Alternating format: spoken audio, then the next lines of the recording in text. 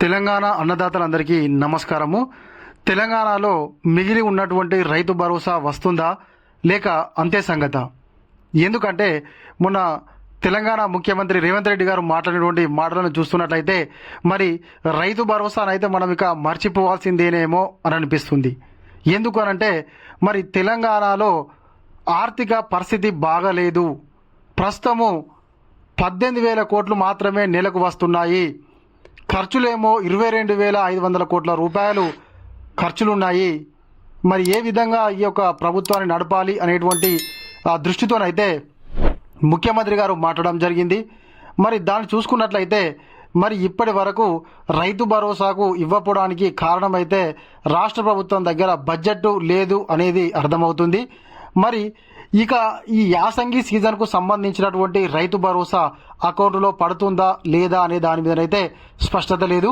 మరి తెలంగాణనైతే అప్పుల ఊబిలో ఉంది కాబట్టి ఉన్న దాంట్లోనే సర్దుకోవాలి. కొత్త పథకాలు ఏవి కూడా పెట్టలేము, ఉన్నటువంటి పథకాలు ఏవి కూడా బంద్ చేయలేము అని చెప్పేసి ముఖ్యమంత్రి గారు చెప్పడం జరిగింది కదా.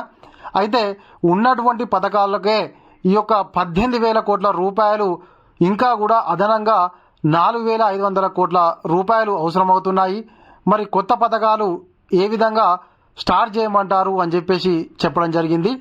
మరి అందులో భాగంగానే ఈ యొక్క రైతు భరోసా గతంలోనైతే మనకు 5,000 రూపాయలు వచ్చేటి, ఇప్పుడు 6,000 రూపాయలు చేసినటువంటి ప్రభుత్వము కేవలం 3 ఎకరాల వరకు మాత్రమే రైతు భరోసా ఇచ్చినటువంటి విషయం మనందరికీ తెలిసిందే కదా. ఇక మిగిలి ఉన్నటువంటి అన్నదాతలకు ఎప్పుడు వస్తుంది అని రాష్ట్ర ప్రభుత్వాన్ని అడుగుదామనంటే ఆల్రెడీ ముందుగానే కుండ బద్దలు కొట్టినట్టుగా మనకు ముఖ్యమంత్రి గారు అయితే నిధులు లేవని చెప్పేసి చెప్పేసిండు. మరి ఇప్పటికీ రాష్ట్ర ప్రభుత్వం రైతు భరోసా ఇస్తుందా ఇవ్వదా అని ఆలోచిస్తే ప్రస్తుతానికైతే కష్టమని అనిపిస్తుంది. మరి మళ్ళీ ఎక్కడైనా అప్పు తీసుకొద్దామంటే అప్పు కూడా ఎవరు ఇవ్వడం లేదు అని స్పష్టంగా చెప్పడం జరిగింది.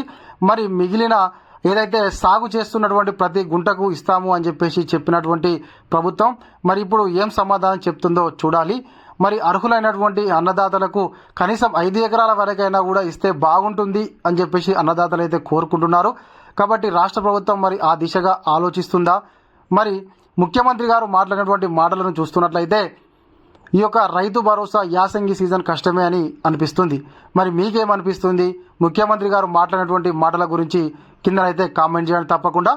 ఇది ఇలాంటి మన వీడియో. ఈ వీడియో కనుక మీకు నచ్చినట్లయితే ఖచ్చితంగా ఒక లైక్ చేయండి, కామెంట్ చేయండి.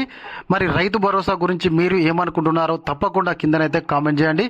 ఇంకా ఎవరైనా కొత్తగా మన వీడియో చూస్తున్నట్లయితే సబ్స్క్రైబ్ చేసుకోకపోతే వెంటనే సబ్స్క్రైబ్ చేసుకొని పక్కనటువంటి గంట సింబల్ నొక్కండి.